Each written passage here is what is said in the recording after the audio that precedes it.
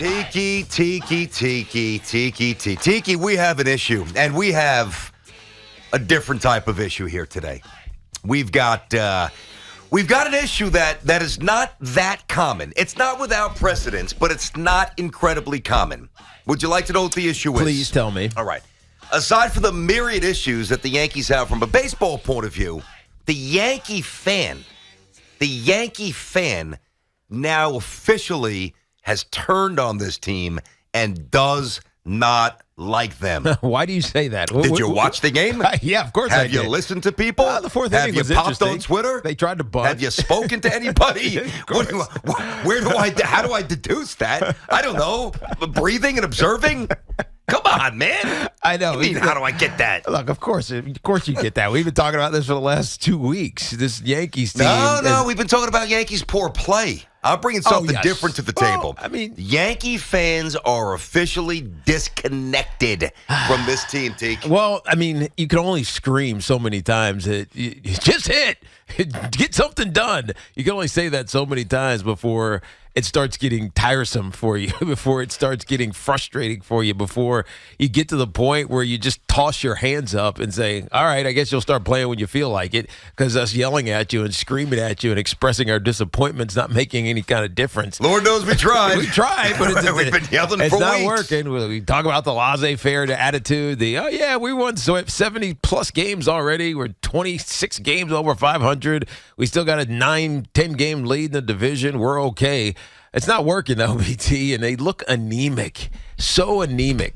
And I remember starting this season talking about how the Yankees felt boring. Remember that? And they got exciting, obviously, for a little bit. But at the beginning of the season, it just felt really boring. You were just watching to make sure that they won games. You weren't getting, off the edge, sitting on the edge of your seat watching this team play. And it's gone back to that, unfortunately. And I think more importantly, it's gotten to the point where you don't have faith anymore. I mean, you say don't like. I think it's Yankee fans have gotten to the point where they don't have faith that things are going to get turned around. Well, those are actually two different things, and I think that you're actually right about that. But a lack of faith that creeps into a lot of our years here, where we don't have great conviction that a team is set up properly to win whatever sport championship they're chasing. That's part of the point. But I think the bigger point, I thought David Cohn said something so profound last night. It was just kind of woven into a general discourse. Kay's talking, O'Neill's talking, and Coney dropped, and it was still 0-0 when he dropped this in. Cohn says, and he's right, fans want to cheer, but they are ready to boo. And now that sounds like a very simplistic statement. Yeah. Of course. Yeah, you're not saying anything profound. No, but you are. Because very rarely, and take it from a guy who's been a fan of this team for a long time, you don't go to Yankee Stadium predisposed to wanting to boo. You don't. That's not an emotion that Yankee fans deal. I'm not saying that there aren't moments like Jack McDowell, guys who don't run out ball. I'm not saying that. Yeah. But in large part, you go there expecting good things to happen, and having a certain amount of tolerance, understanding it's a cyclical game. So if you have 3, 4, 5 day bad stretch, all right, then we're not happy about it. The ticket prices are exorbitant, but this is different. This is different because the what's the right word for sports? I mean, I know it comes across as hate, which is ridiculous. I would say for now, the lack of belief. I'm just going to go. The lack of belief in the general manager. The lack of belief in the manager. Watching the circus on the bases in Seattle, what in the world was Aaron Hicks doing last night? And this is the problem. In center field, you mean? Wow. I mean, you by the way, you cannot look worse. And this, I mean, I know it's easy to say this in the studio. You cannot look worse as a professional center fielder when you turn around 3 times and don't even get leather on the ball. You know what? You got to go. And I say that with respect. Aaron Hicks has to go. Aaron Hicks has to go. Well, he's feeling the pressure of Harrison Bader, maybe? Is that what it doesn't matter. From?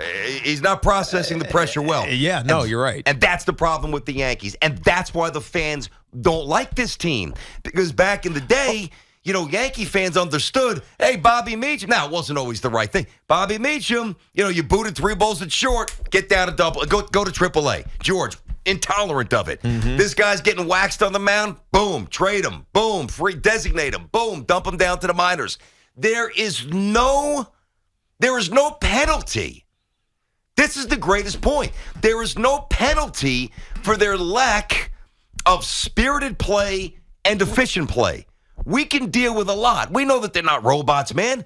But when you don't even look like you're trying, when you don't look as if you care, when you're having not a speck of fun, and there's no tangible kickback from decision makers, what are we doing here? Yeah, no, you just drop the same team out there every night, hope it changes? Yeah, the frustrating you got to send somebody down. Is it when someone plays very poorly, like Aaron Hicks has, like Joey Gallo did for months while he was here, like Aaron Hicks has been doing and did last night, Donaldson, etc. Holmes, like when Chapman before that. When you see it and it's obvious and it gets excused as, oh yeah, and the benefit for the benefit of team homeostasis. Let's not. By the way, that's the only time you'll hear that word on the fan here today. And of course, it came from my partner. Right, but homeostasis. Let's not say anything. Let's not get upset. Let's stay calm. Because that's what Aaron Boone does in these situations. Obviously, Hicks goes into the dugout and he's pissed off and he's tossing his helmet around. Rizzo was smashing the bat rack, too, with his helmet. That was the call when he. Which, by the way, Yankee fans, take the glasses off. He leaned into the pitch, but just keep it moving. I know that was a little bit of a source of debate last night. I don't know, man. Yeah. To me, that was the umps got that one right. He leaned his front foot into it. Stop. I think you're right, but my point is, it goes back to what you said last week about too many Yankees who are playing poorly get free reign to keep playing and playing poorly. And that's inexcusable. Drives you nuts, man. It's inexcusable for a Yankee fan. And so when you start today's show and you say the Yankee fan hates this team right now, that's why. It's because you've seen too much acceptance of substandard sloppy play. That's right. You can't accept it if you're a Yankee fan. Nobody's penalized. It doesn't matter what you do. There's no repercussions. Yeah, nobody's sent down. Nobody's benched. Nobody's called out. Exactly. I mean, come on. Nobody's even yelled at. You don't see any kind of negativity. And look, this is a football mentality. When you screw up, you get an earful. Right? You know when you screw up. When you screw up as a Yankee, it's they tried hard. He hit that where the guy was. He's got good, exit velocity on some of these. Yeah, he just lost it in the lights. Yeah, he could justify a few mistakes. But they try to justify. It's 35 games at a slop now. 35 games. They've won 3 games in August, BT. Oof. 3 games. What's today, August 5th, the 9th, August 10th? 16th. Oh, yeah, it's halfway through. That's not good. No. Hey, here's another stat that'll make you feel really confident about the Yankees. To even think that this conversation was thrown out there, which was totally dopey. The 98 Yankees stop. The Yankees have to go 20. Listen to this, guys. Yankees need to go 28-18 to win 100 games. Not the 112 or 109 or 108 that everybody was just throwing. Oh, yeah, sure. It's never as easy as it looks. And quite frankly, to be fair, it's probably never as bad as it looks. Do you think this turns? Well, do I think it turns in this regard? I do think that there's whether it's a 6-game span against bad teams, whatever, where the Yankees start cracking some bombs. Judge goes on a heater because he's Judge. Stanton's coming back. He mashes a couple of bombs. Rizzo goes top tank. Yankees look a little different, and people will be energized by it, including myself. Yeah. I don't want to see these losses every night. But do I think it changes in terms of what we all wanted to ultimately change to a championship? No, I don't. So tonight, we are heading out to Yankee Stadium. We're going to go sit in the judges' chambers. All right. You, Hoff, JD, who's in studio with us today, Cole, your son, a friend of mine. His name is Colt, not Cole. I mean, Cole. What did I say? Cole. I'm looking at Garrett Cole's name. Thanks, Uncle Tiki. I'm looking at Garrett Cole's name. I know, I'm just kidding. And Cole's not pitching tonight. It's going to be Nestor Cortez. Nasty Nesta. We'll win tonight. We're going. They're going to win tonight. I'm not worried about tonight. I ask you, are you going with the idea that you might boo tonight? I don't boo. I don't boo. Do you think our friends, our listeners, that we are the winners of the contest, bringing with us to the judges' chambers, do you think they will boo? Can't answer tonight? that. Don't know them. Do you think we'll meet they them tonight. should boo tonight? I think that they should do whatever they feel this is normal. Like, put it this way. If a guy gets thrown out going first to third because he misreads a little bloop to the outfield and they let loose, go for it. If there's a throw that's not backed up, somebody's not in the right spot, like just the basic fundies, yeah, do whatever. I don't boo. Like, I'm going there tonight with my 7-year-old son to sit in the chamber. Yankees are kind enough to do this for us. I've never sat there. Here we are begging on the Yankees for 12 minutes, but they're really doing a great thing for us, and I'm really appreciative of that, and it's a cool thing for the station. I don't boo. I do react, obviously, for my job, strongly to a lack of effort, a lack of focus, a lack of change. Those things, and intolerance to certain things like that just cannot be ignored. I'll never change. No, I'm going with my son. I'm going to have fun tonight. I'm going to have a beer. I'm going to hope Judge hits, a moonshot. I'm not going there to be boo. But let me tell you something about Aaron Judge real quick, all right? So everybody fears, on some level, that Judge is going to be knocked out of the water in free agency with the $370 million. The Giants, we all know, we've talked about this, $400 million, some rogue offer. Okay, it's possible, whatever. You know what nobody talks about? What's that? But they need to start worrying about? Go ahead. That Aaron Judge is starting to look around saying, I'm not going to win a championship here, man. I'm going to be 31 years old. See, we only process it from our selfish point of view. We don't want Aaron Judge to go because without Aaron Judge, this is an 81-win team and not even worth watching on a nightly basis. That's fact. So we worry about ourselves. We're greedy. I get that. If Aaron Judge is looking around, and he's no dummy, he's got to be sitting there saying, all right, I don't have much around me, okay? I can't imagine he's got a ton of conviction in his manager. I'm sorry. I'm not saying he's talking badly about him. He's not anti-Boone. Yes. But he's also not pro-Boone. It's not like Jeter with Torrey. Mr. Torrey, this is my guy. No, it's not like that. I'm sure he's pissed off at Cashman for leaking the numbers and obviously the arbitration thing, which was petty. And he looks around and he sees an aging, decaying product with a reluctance to bring up guys who we all think are ready to play and ready to change this. That's what's infuriating. Aaron Hicks, now I know he's got a family, so I really try to do this respectfully. But there's no way to respectfully do it. When he walked off the field last night, and he went to his locker, showered, deodorant, put on his $1,000 suit.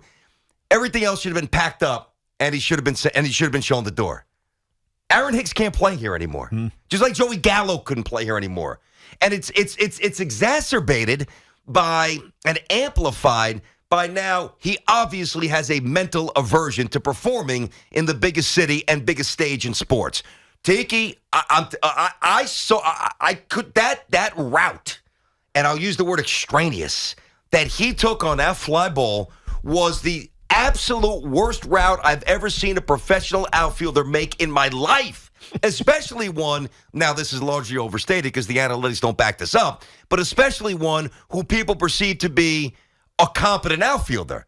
Now, he's actually a net zero in terms of defense, but I won't bore you with that. He's not nearly as good defensively as people think, and real Yankee fans know that. It was sickening. Then he's got a chance for redemption. Here's Hicks. Got a chance to do a little hopper back to the mound. Up to the plate. One back. Hicks, double play. Strikes out early in the game on a fastball that's letter high. He cannot play. I'm not saying he can't play for the Brewers or the Rockies or the Reds. I'm not saying he's a scrub. I'm not personalizing this, but he cannot play for a team that's got designs on winning a championship. He has to go. I love this. He BT. has to go. This is BT ranting, but doing it in a very calm manner. It's very rare that I hear you go off on a rant like that and your voice stays calm. That was absolutely amazing. Well, because it typifies the Yankee fan. You know this. Not a single Yankee fan is going to disagree with what I said. I'm not saying it all. No, I know. I can't not disagree with you.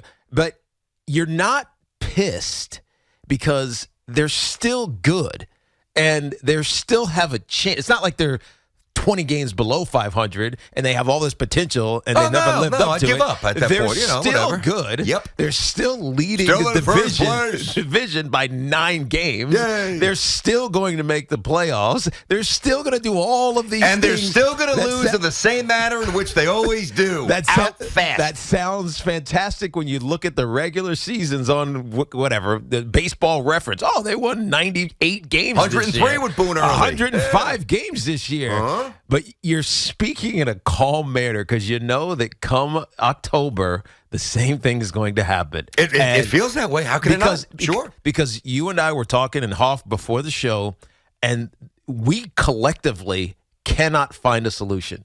And not that we're Well, I just gave you one. We're not. Well, get rid of Hicks and call up Florial. That's a step. And call up. But is that a solution? It might be. I mean, call up Peraza. I mean, and here's the other thing that drives you nuts about Garrett Cole. I'm sitting there, right, and I did a little workout in about him. About Cole. About Cole. About Garrett. I'm going to tell you. Okay. It's a little subtle thing, but this drives me nuts. So. This was my day. Yes, I go hit golf balls. Okay. Well, not very well, but I hit a bunch, probably 200. Come home, do a little yard work, a little tee work with Colt, a little long toss. Daddy's got to get an hour lift in because Daddy's getting old and Daddy's hanging by a string, and if he doesn't work out, he's going to completely fall apart. So as I'm lifting, I'm watching the game, and I almost tweeted because I always have my phone by me. I'm like, because he had like 6 or 7 pitches, and it was so economical early. I'm like, this is the game. Garrett Cole's got to go the distance. I almost tweeted that, right? And what happens? As soon as IKF made that error, there was the shift, whatever. As soon as there was a little thing that entered his space that was not natural, he couldn't throw strikes. And isn't that our greatest issue with Garrett Cole? Yeah. If things aren't aligned perfectly. Billy Crystal, 9 seconds late. You ruined my first inning. All the things he didn't complain about it, but you could tell it bothered him, and it affected him. But this isn't the game to get on Garrett Cole because Garrett Cole. That's not my point. But that is you're right. I do agree with that, and he's pitched well since that Seattle shellacking with the 6 runs. There's no doubt. I'm not trying to be unfair. But that is a little bit of a microcosm and a possible foreshadow of October. He pitched 6 innings, gave up 1 run. I know and the what he only did. reason he gave up a run I is because understand of that, Hicks. Tiki. He walked a couple batters. He got 6. But I hear you. If 6, that should have been 8. But minimally. Here's the thing. Let's say he does go the distance. Let's say he gets a complete. Still lose 1-0. He gets a complete game. They lose the freaking game 1-0. I know. That's just the Yankees lost 2 again. Bullpen. The dude comes out 2 innings. They go to the next guy. I mean, they just can't hit. They can't run, and they can't field. That's why I absolve Garrett Cole of whatever you were trying to lay at his doorstep. No, you're missing my point, though. I know what you're saying. I'm with you. He pitched well, and he's been pitching better. But I got to find a positive. That worries me. I got to find a positive out of this game, BT. All right, the fair positive enough. I'll give you is that positive. Garrett Cole.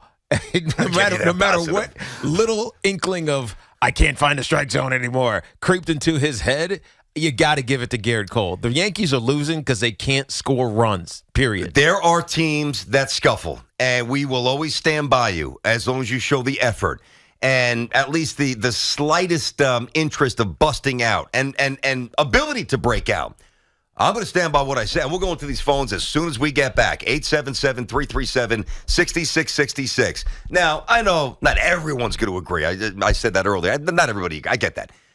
But I'll tell you right now, 95% of the calls with Yankee fans today, they don't like this team. They don't like what they see. They don't believe in them, and it resembles all the other teams that came up short. And